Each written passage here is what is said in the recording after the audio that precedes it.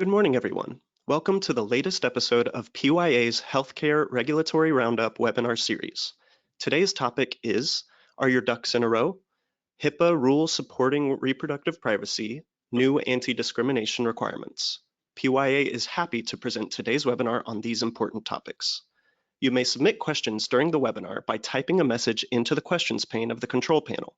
Also, immediately following the end of the webinar, you will be asked to complete a short survey and submit any additional questions. We will respond to questions posed after the webinar via email. We have posted in the handouts pane of the control panel a PDF copy of the slides for your reference. Also, you will receive an email later today with a copy of the slides and a recording of the webinar. With that, I would like to introduce our presenters, Martie Ross and Karin Anderson. Thanks, Trevor. Good morning, everyone. Thank you for joining us. If you are a frequent listener of Healthcare Regulatory Roundup, you know that we most frequently discuss regulations promulgated by the Centers for Medicare and Medicaid Services, generally around their payment models for the Medicare program. But there are other agencies within the Department of Health and Human Services that directly impact providers' operations.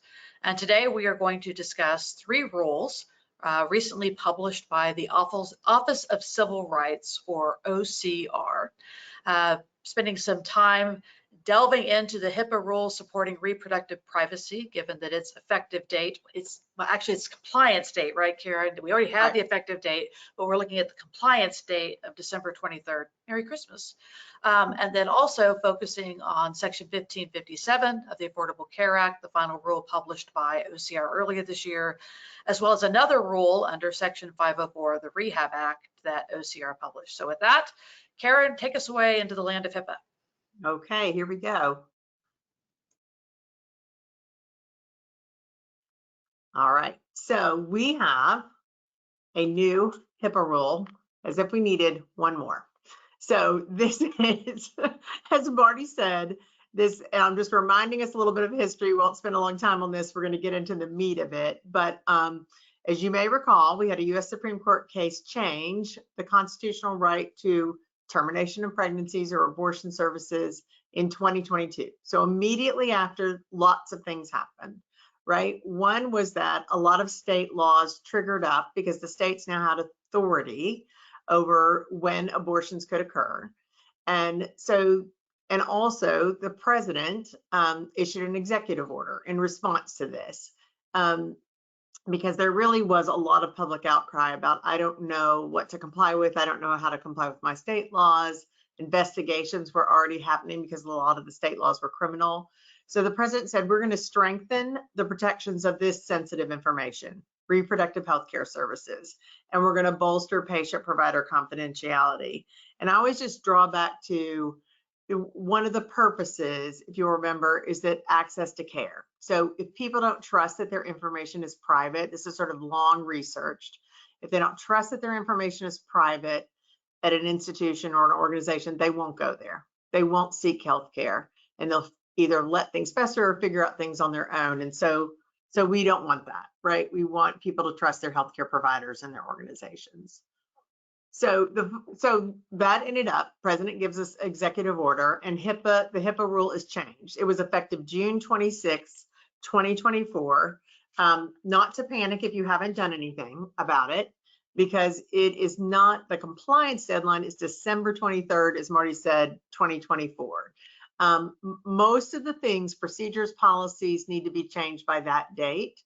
And then there's a later date for your notice of privacy practices. But just in short, basically, the concept of this rule was to strengthen the privacy protections for medical records and really those seeking reproductive health care services and providing reproductive health care services.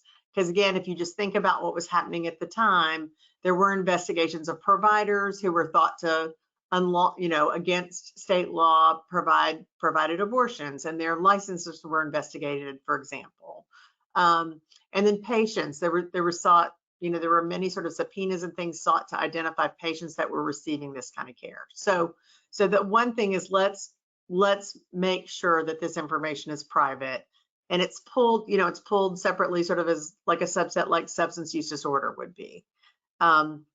to bolster patients' care and basically just better protect the community. I think that AHIMA had a quote that said, "It's shielding health information related to reproductive health care contained in medical records from law enforcement seeking to use it against a patient or provider." And that probably sums up the purpose of it the best.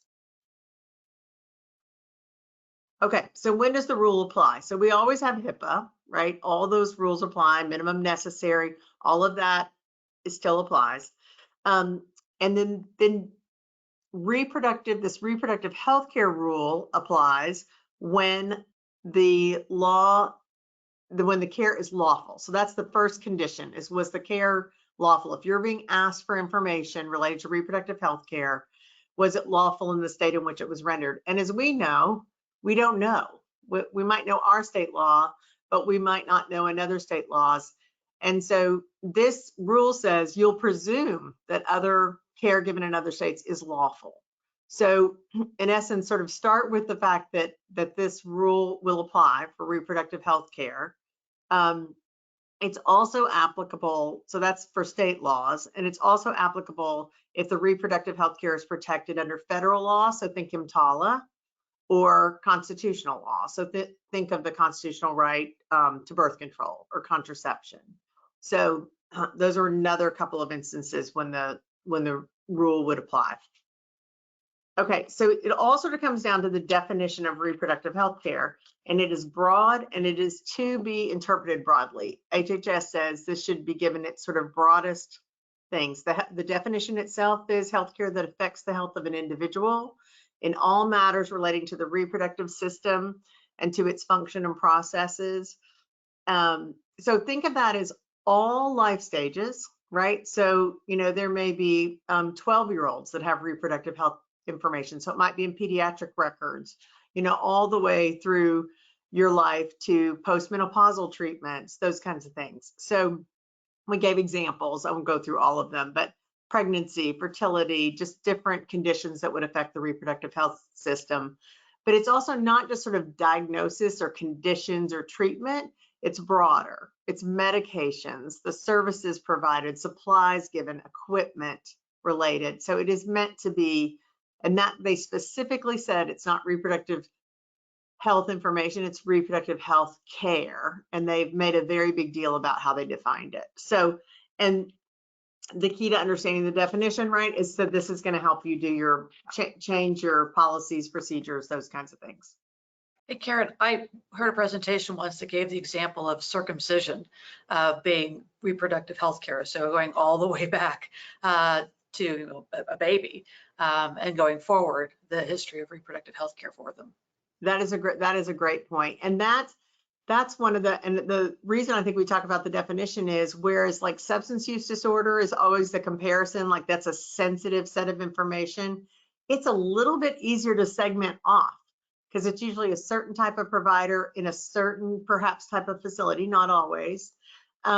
Whereas this is going to be everything from your pediatrician to your OB to your primary care doctor to a hospitalization.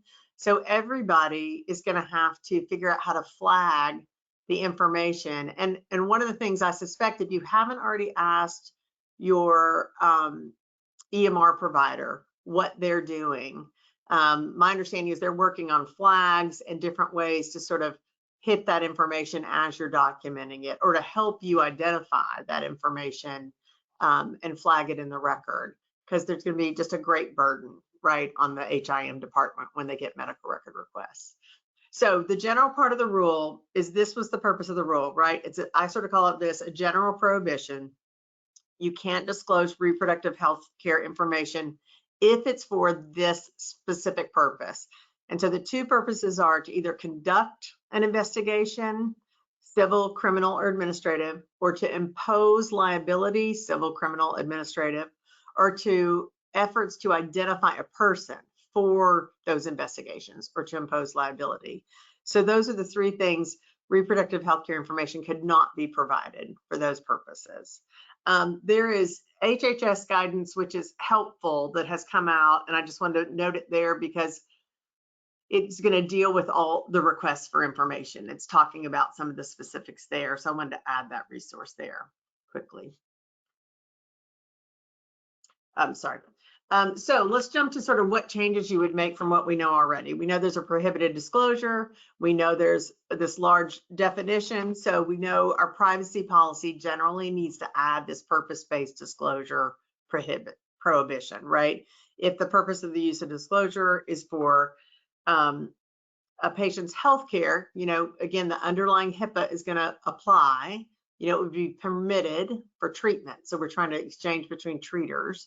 But if it's for this prohibited purpose, you're not going to disclose the information. The other big thing, and I think this is going to be the hardest part, and Martie, I don't know if you've had folks ask about this too, but it is the procedures. It's your internal procedures are going to completely change in so many different departments. So you've got to determine, is it reproductive health? You got to determine how to segment it off. You've now got that general prohibition, and then we're going to talk about this in a minute, the attestations, but this special group of requesters that may be conducting investigations. So they've been called out. There's extra step there. And so the training, whereas a lot of us can give, oh, sorry, I jumped ahead, where a lot of us can give just general training that really applies to all of us. We should all know it. This really has some very targeted training that you're going to have to do. That the HIM department is going to be front line on this, handling requesters that they work with really every day, and it's going to completely change what they're able, how they're working with them. So as well as providers, how they document, they might have to flag different things.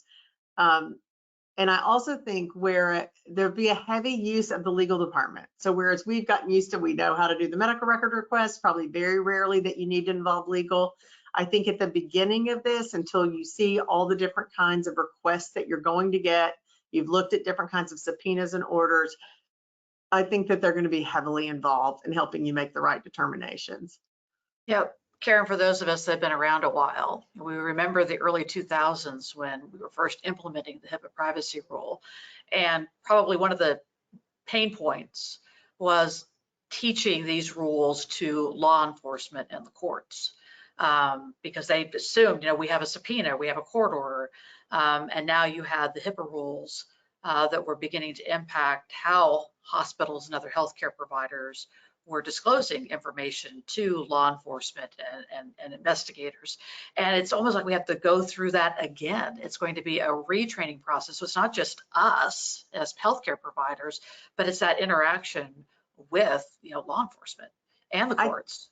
I agree with you. And I've thought about, like, probably one of the best things you could do for the HIM staff is really to give them talking points, because I think, law enforcement has no reason to know probably until they're there. And they're like, what do you mean you can't fill this request? You filled it 1,000 times before, and you're going to have to just sort of say this same sort of speech and educate them. We're not trying to be difficult, whatever, but the rules have changed. I mean, I think it's just going to be, and I always think about, particularly if you're in a busy hospital and you get these requesters all the time, these are usually people often the court clerk calling all the time, right? The same person from the coroner's office calling all the time, and sending things over. And so I think it's going to be awkward at best, and it's definitely going to require re-education. So that's a great point. That's a great point.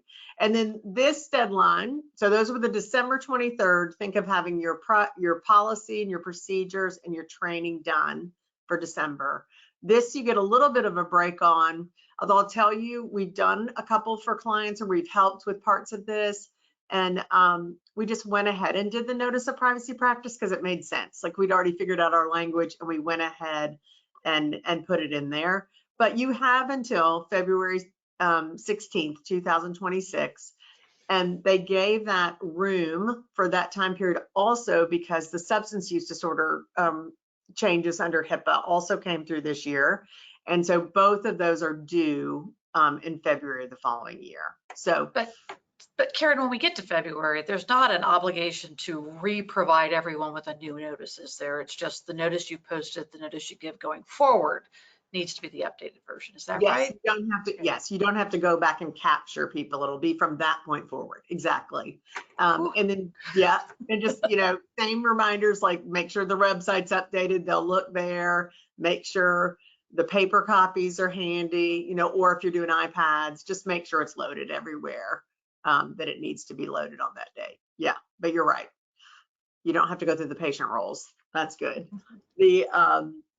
Okay, so then back to the rule just for a section. This is a little bit on the presumption that it is the reproductive health care is lawful. So we talked about this being the basis, and the reason this is important is, again, this means the reproductive health rule applies. So so you can presume that the reproductive health care provided was lawful, unless two things, and again, I'm going to call to your attention that this is probably where you're going to need some legal help. Unless you have actual knowledge that the reproductive health care was not lawful under the circumstances in which it was provided, or you've received, so maybe the requester has given you some supplemental information, factual information from the person making the request, that a PHI that demonstrates a substantial factual basis that the reproductive health care was not lawful under circumstances in which it was provided. So that sounds very legalistic. And HHS goes on to say that it's going to be facts and circumstances specific. So you're really going to have to document, you know, what you know and how you sort of made this decision. Again, the rule's always going to favor not disclosing. But if presented additional information, I think this is where you're going to have your legal counsel involved. And the nightmare of the care was sought in a different state, and the state in which the patient resides has a different law. That Yes. is going to be, yeah, that's a phone a friend time to call legal circumstance. Yeah, yes, for sure. Yeah, it's hard enough to keep up with your own state law in the myriad of federal laws. Like it's that little web's hard enough, but much less anything else.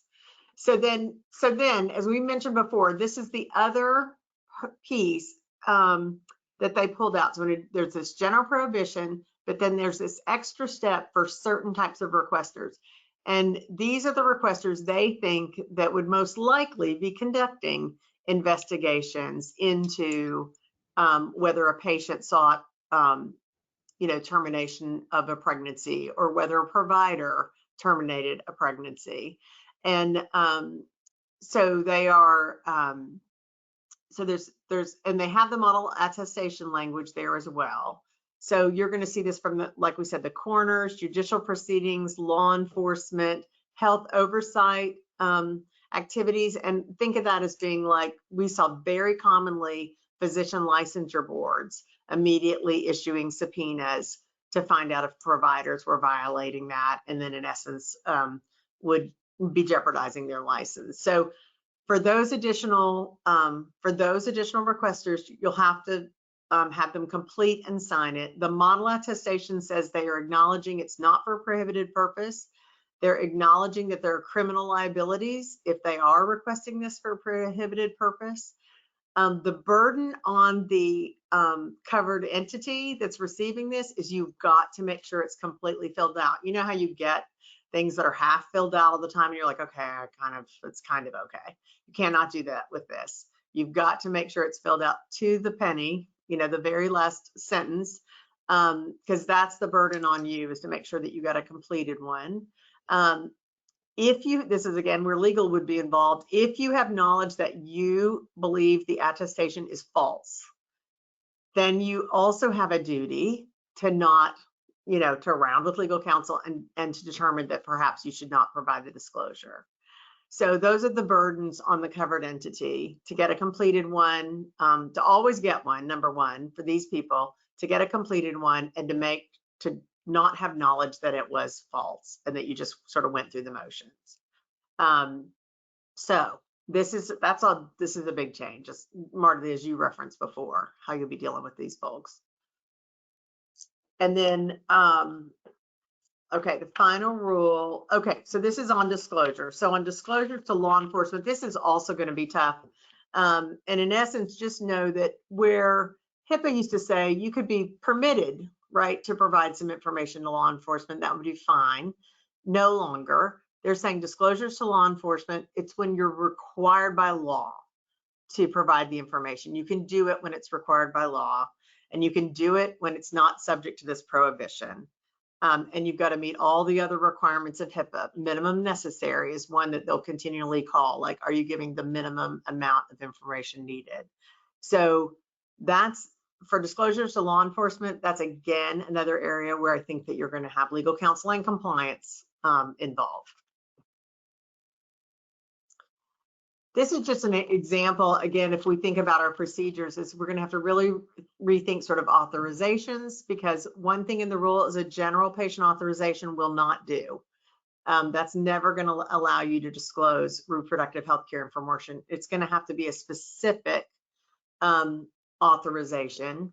And then on here, I was trying to say, if you don't have the authorization and an attestation applies, then you're going sort of to this other category of the attestation, and how do we release it and what do we have to have in place?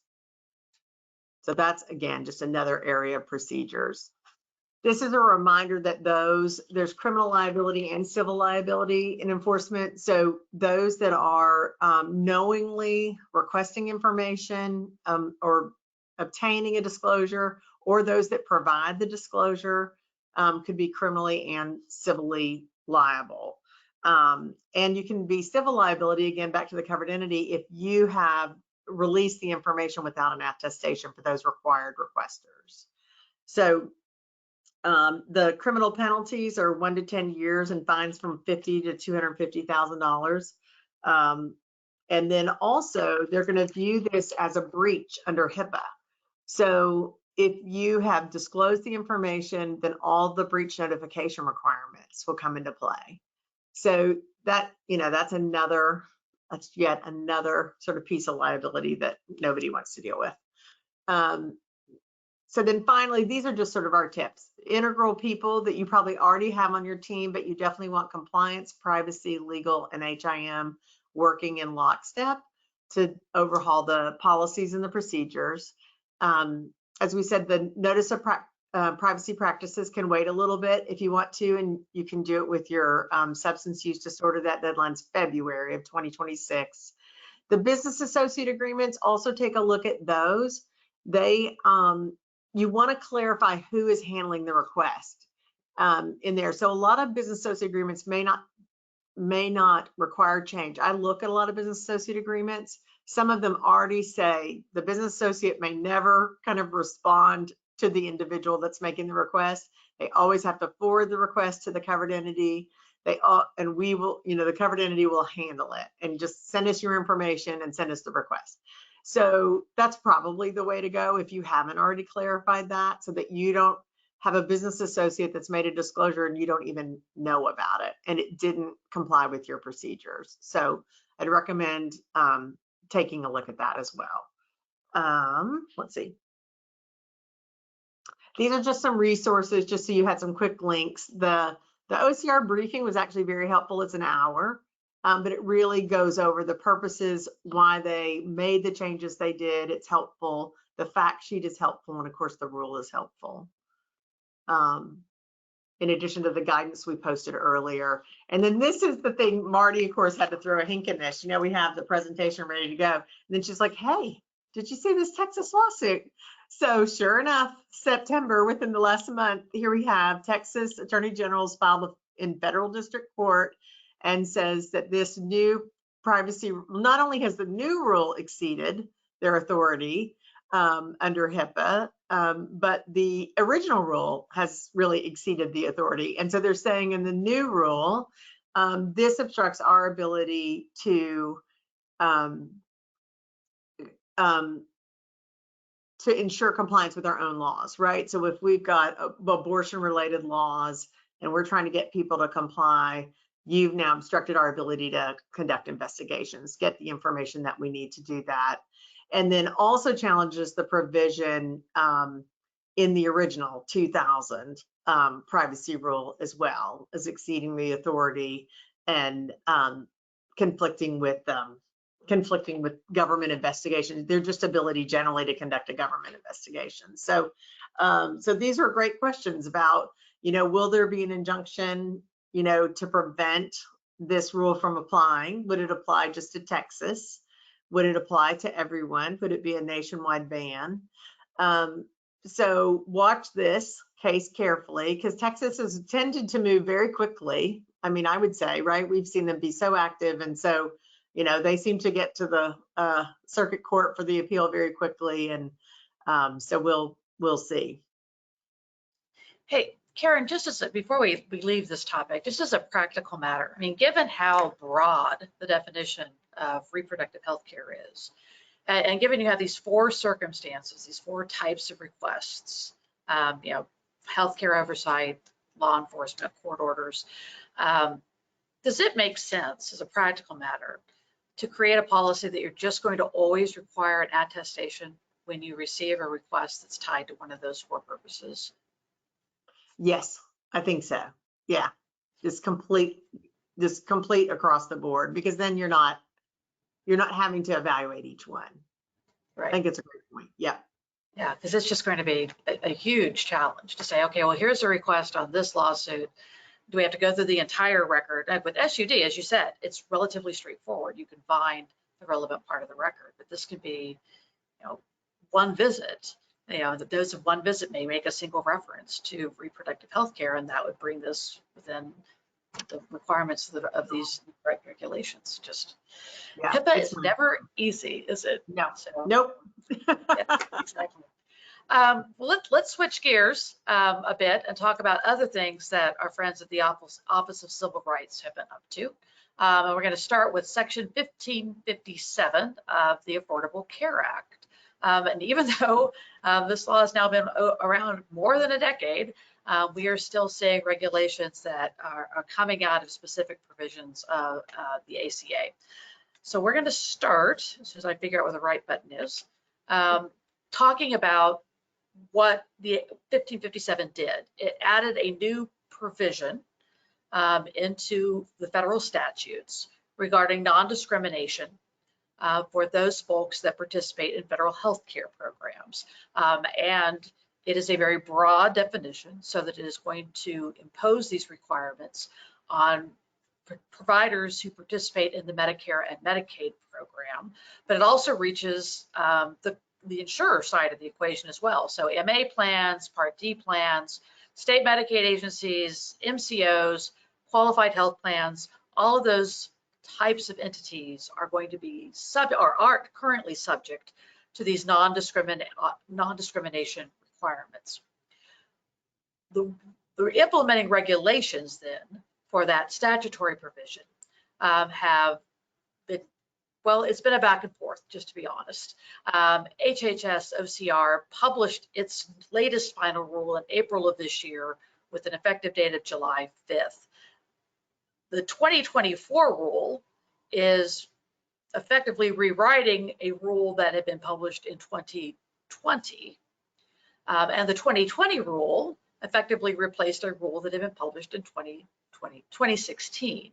So as you see, if we have a change of administration, we have a change in the implementing regulations for the prohibition on discrimination in these federal healthcare programs. So we start Obama administration in 2016, Trump administration in 2020, now Biden administration in 2024, changing these rules. And these are revisions to 42 CFR Part 92, which is where you find these requirements with regard to discrimination. The final rule impacts both the prohibition on specified forms of discrimination, as well as the administrative requirements that are put in place to ensure organizational compliance with the non-discrimination rules. So key provisions of the final rule regarding the prohibition of discrimination begin with the definition of discrimination on the basis of sex. And in the final rule, OCR clarifies that this includes discrimination based on sex characteristics, including intersex traits, pregnancy and related conditions, sexual orientation, gender identity, and sex stereotypes. In the preamble to the final rule, OCR addresses the issue of whether this prohibition on discrimination then imposes an affirmative obligation on providers to provide gender-affirming care. And as you see here, the quote from the final rule saying that it does not create such an obligation if the provider does not believe that care is clinically appropriate, or if that provider objects on the basis of religious freedom or conscience, if those protections do apply. That gets us to the next significant provision in the final rule, which is replacing what had been a blanket abortion and religious freedom exemption with a new religious freedom and conscience protections. So previously, under the 2020 rule, a provider could simply refuse to provide care and claim that is on the basis of a religious freedom exemption.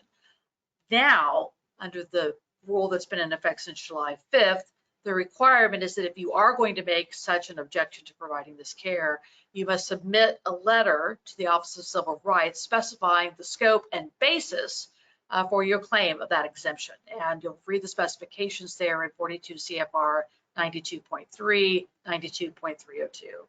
There's also guidance on the OCR website of the process to be followed to seek that exemption. So now, instead of just claiming at the time of service or the time of request for service that you have the exemption, instead now in advance, submitting the exemption details into OCR.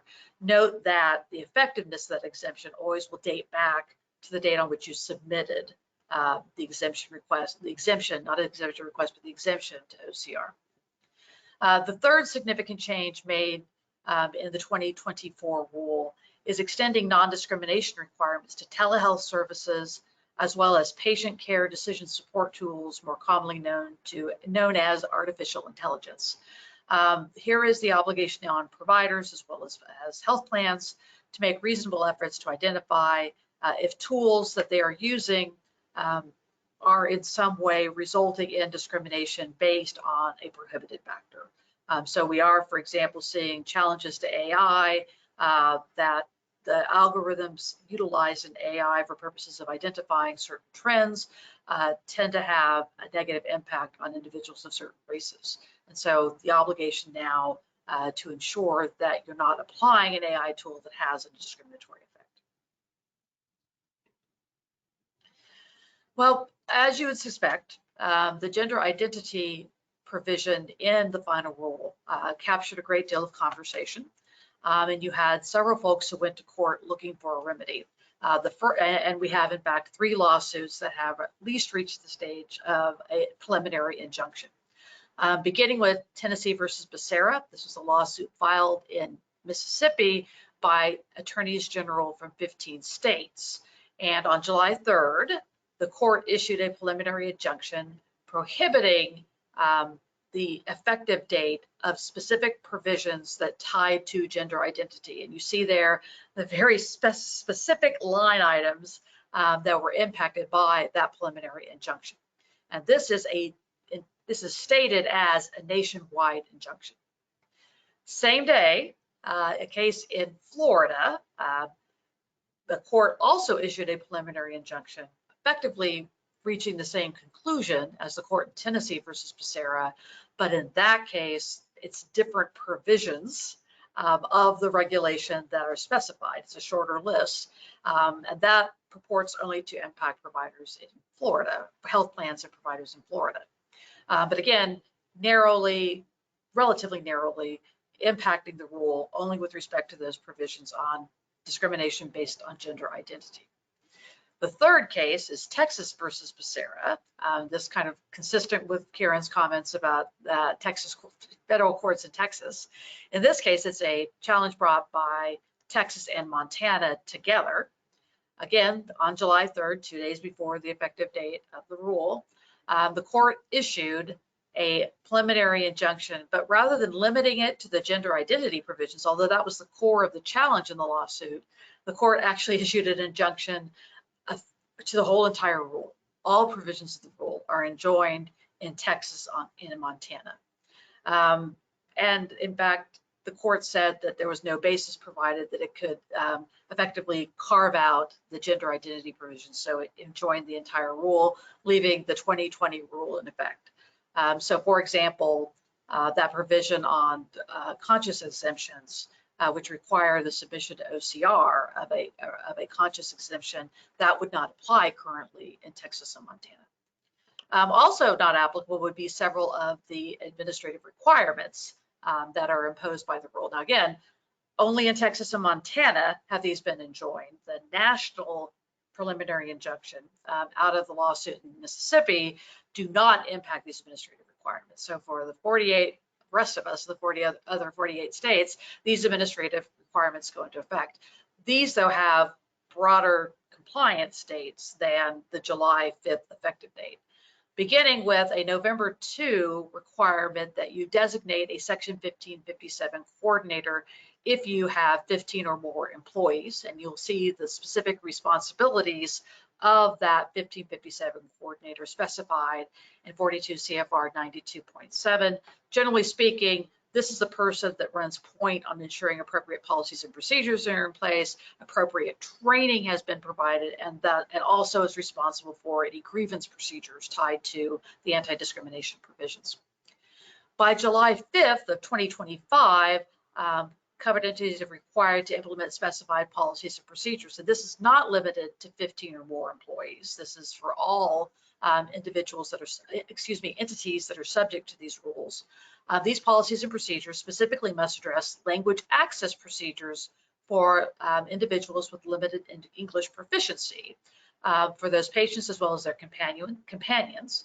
In addition, these policies and procedures need to address reasonable modification procedures for individuals with disabilities. So again, we're covering that full scope of the discrimination provisions in Section 1557 and ensuring that we have appropriate policies and procedures in place. Your policies and procedures also must address civil rights grievance procedures. This does apply only to those that have 15 or more employees.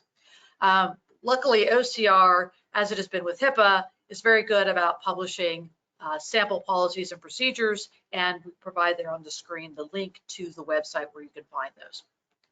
By May 1st of 2025, coveted providers are required to complete training for employees on the policies and procedures. And yes, I see the contradiction as well, that you don't have to have the policies and procedures in place until July 5, but you're supposed to have the training completed by May 1. No explanation in the rule of why we put them in that order, but certainly a reason to get those policies and procedures done more and approved more rapidly than July 5 deadline, so that you complete that training. Also included in these administrative requirements are notice requirements. We're not just the notice of privacy practices are changing. We also have requirements by November 2nd that you adopt a notice of non-discrimination, and by May 1st of 2025, a notice of availability of language assistance services and auxiliary aids. Let's drill down a little bit more on these notices. Starting with the notice of non-discrimination. Again, OCR has provided a sample notice that incorporates all of the required contents available at this website. The provision of the notice, again, compliance by November 2nd, must be provided on an annual basis to participants, beneficiaries, enrollees, and applicants of any federal healthcare program or activity. Remember, this rule is applicable to providers as well as to insurers, and that's why we have this language that is very, very broad. But appreciate, unlike the notice of privacy practices, which we give once, right?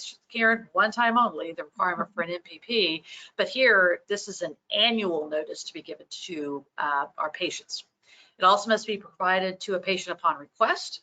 It must be posted at a conspicuous location on the provider's website, and also posted in clear and prominent physical locations, no smaller than 20-point sans serif font. Now we're getting specific, right?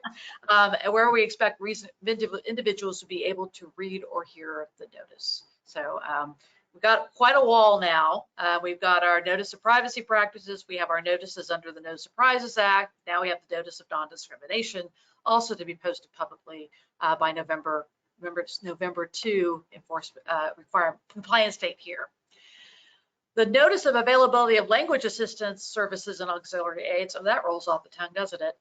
This is required compliance by May 1st of 2025. Again, also will have to be posted, so make room on the wall. But let's talk specifically about when this notice has to be provided.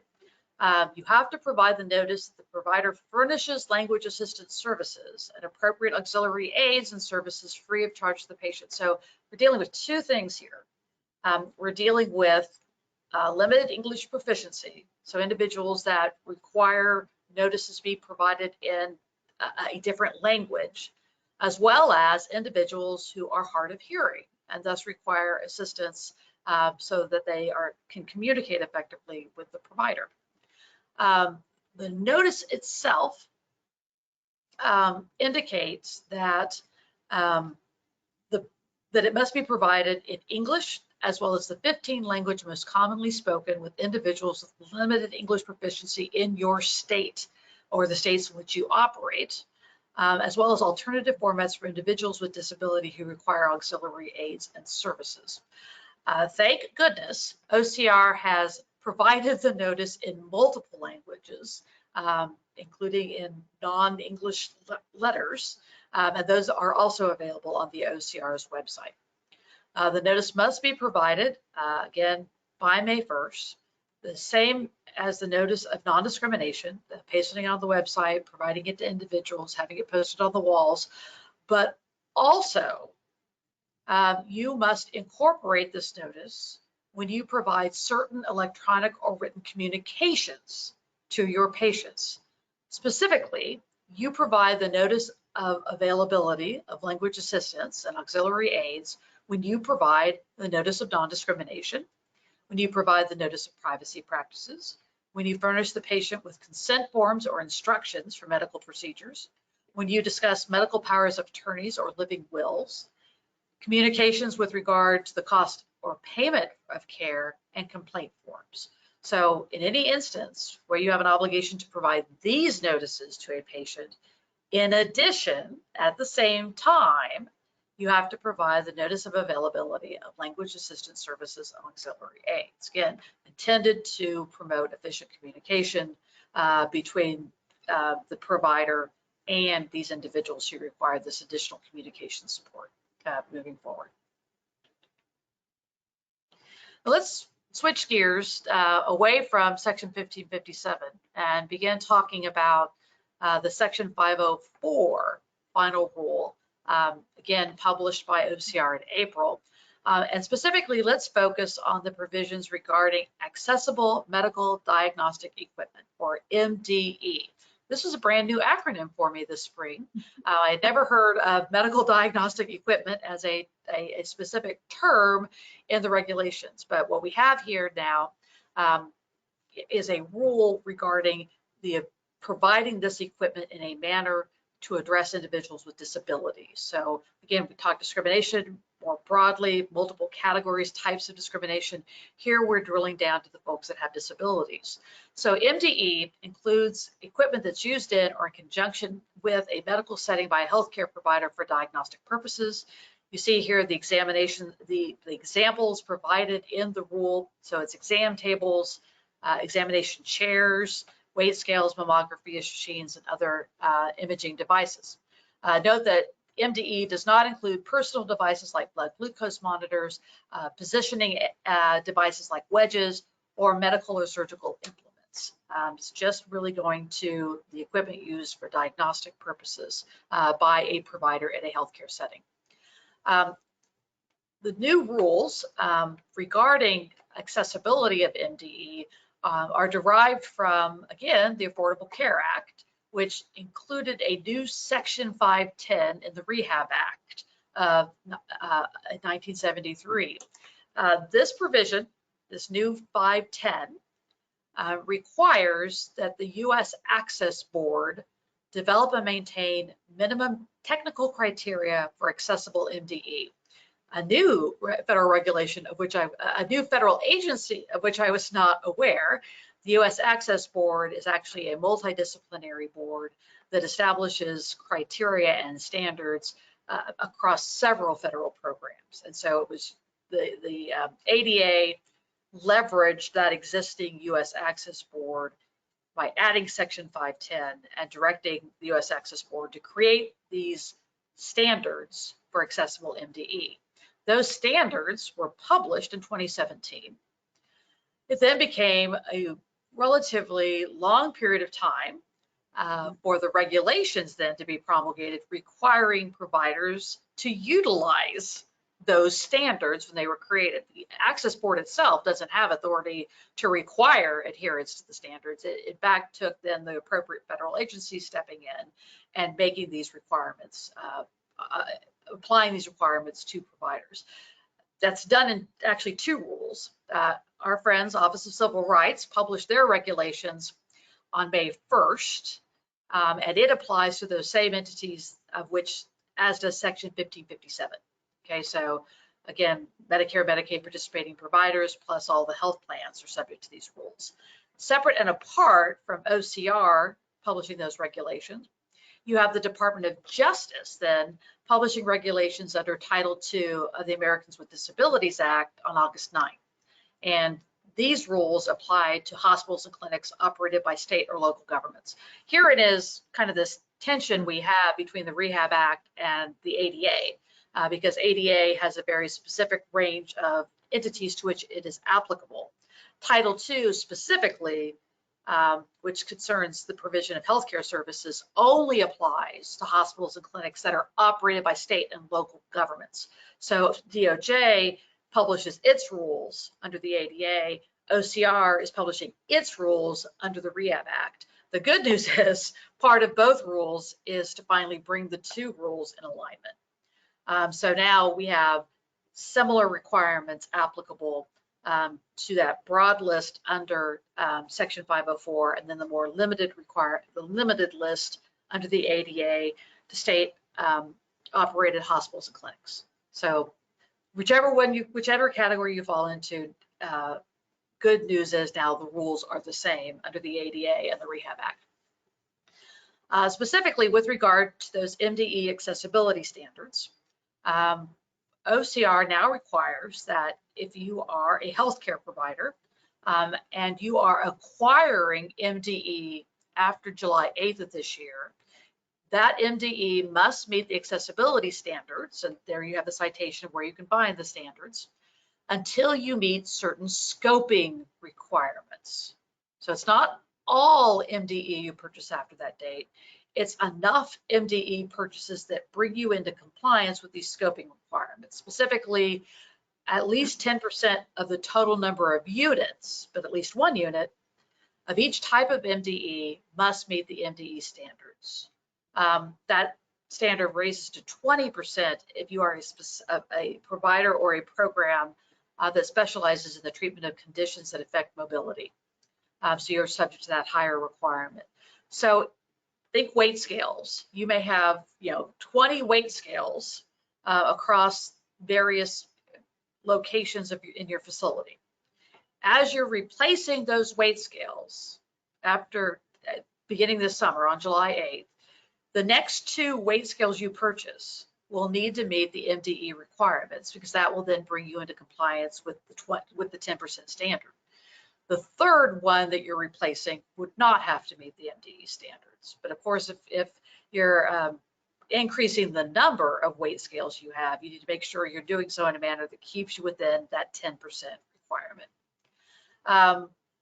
The further requirement imposed by these regulations specific to exam tables and weight scales is that by July 8th of 2026, so about 2 years from now, at least one unit must be accessible. So before July 8th of 2026, it's a matter of replacement. If you replace, you must bring yourselves into compliance with the scoping requirements. But then by July 8th of 2006, if it's an exam table or a weight scale, you're going to need to have at least one unit of each.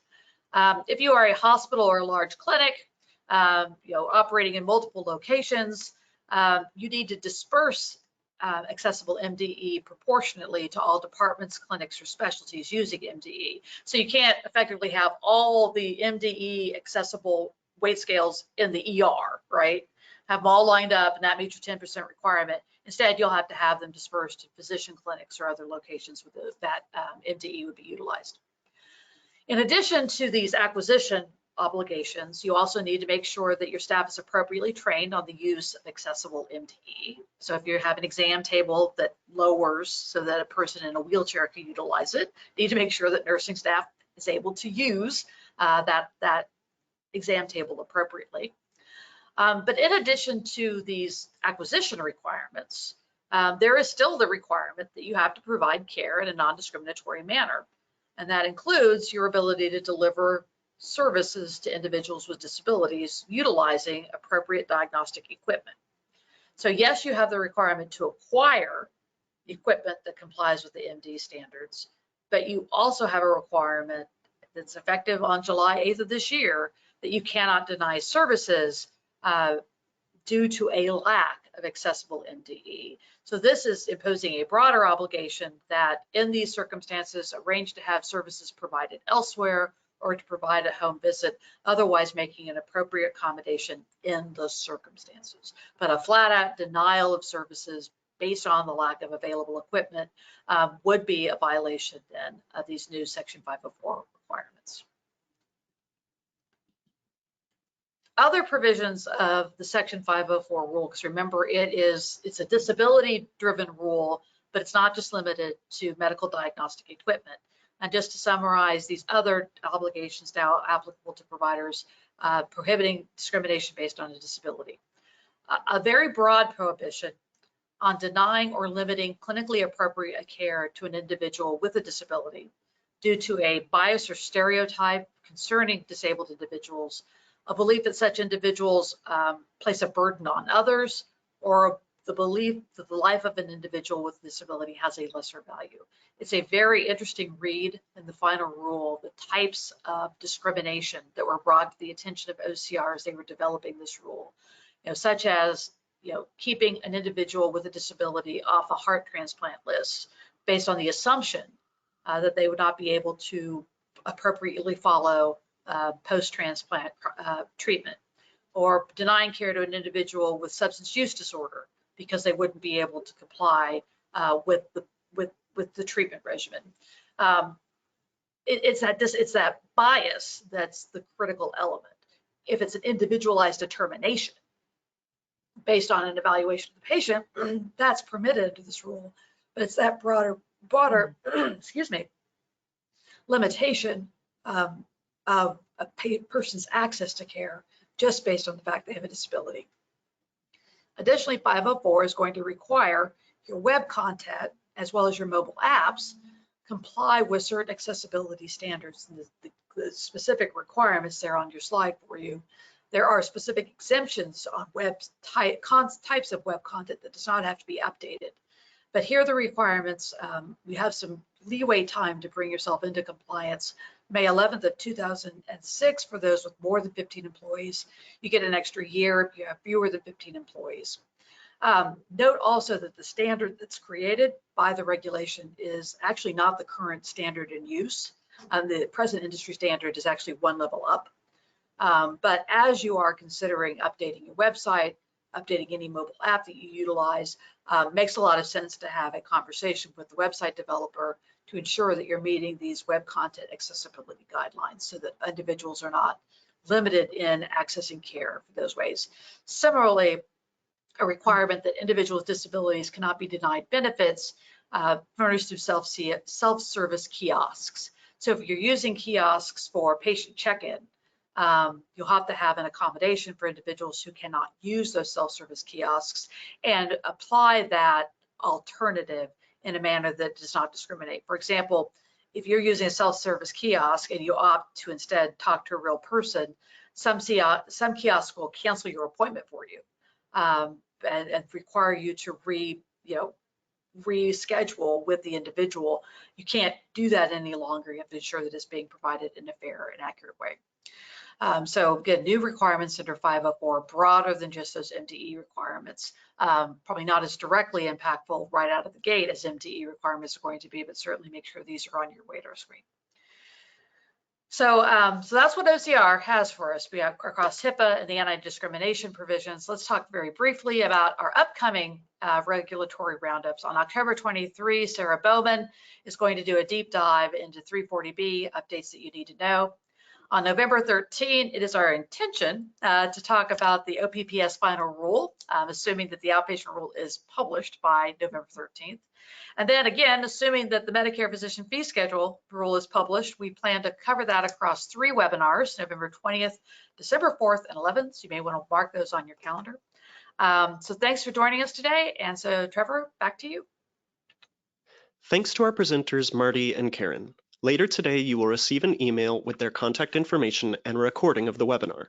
Also, the slides and recordings for every episode of PYA's Healthcare Regulatory Roundup series are available on the Insights page of PYA's website, pyapc.com. While at our website, you may register for other PYA webinars and learn more about the full range of services offered by PYA. Please remember to stay on the line once the webinar disconnects to complete a short survey and post any questions you may have. On behalf of PYA, thank you for joining us and have a great rest of your day.